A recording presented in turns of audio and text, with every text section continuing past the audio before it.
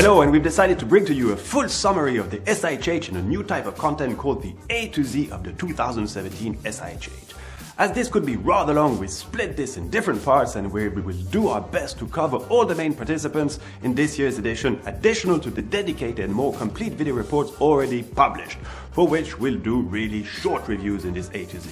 So the goal is really to take you along as if you were with us during this intense watch week, and we'll go over the main novelties presented by the brands in an alphabetical order. So we won't talk about every single watch presented, but try to condense what was the most interesting, spectacular and newsworthy.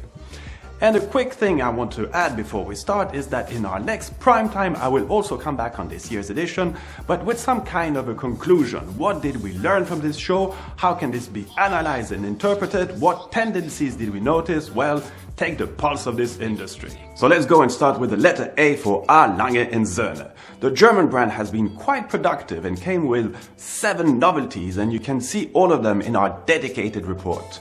Now we will just focus on the star of the show for them, the Turbograph Perpetual pour le Mérite, as it's simply a full demonstration of the fine know-how of the brand, both in terms of technicality and their very own aesthetics. On the dial face at 6 o'clock, you will find a pretty large opening which will not only let you enjoy the tourbillon, but you can also guess part of the gears of this highly complex movement. In a certain way, the tourbillon's main characteristic is its very impressive and hard to accomplish black polished bridge. This gives extra volume and depth to this watch, which is pretty thick at 16.5mm, but that's quite normal as this caliber also holds an integrated perpetual calendar and a split-second chronograph, and naturally the signature fusée chain mechanism, something shared with all the pour le Mérite watches of the brand. This is really a timepiece for collectors. It's limited to 50 pieces and it will take the brand about 5 years to produce and deliver.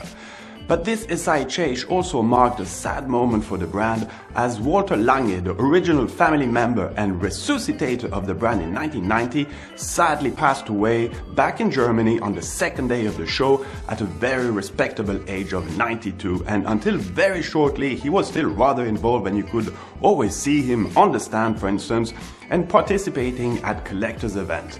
German watchmaking as we know it today owes a lot to him.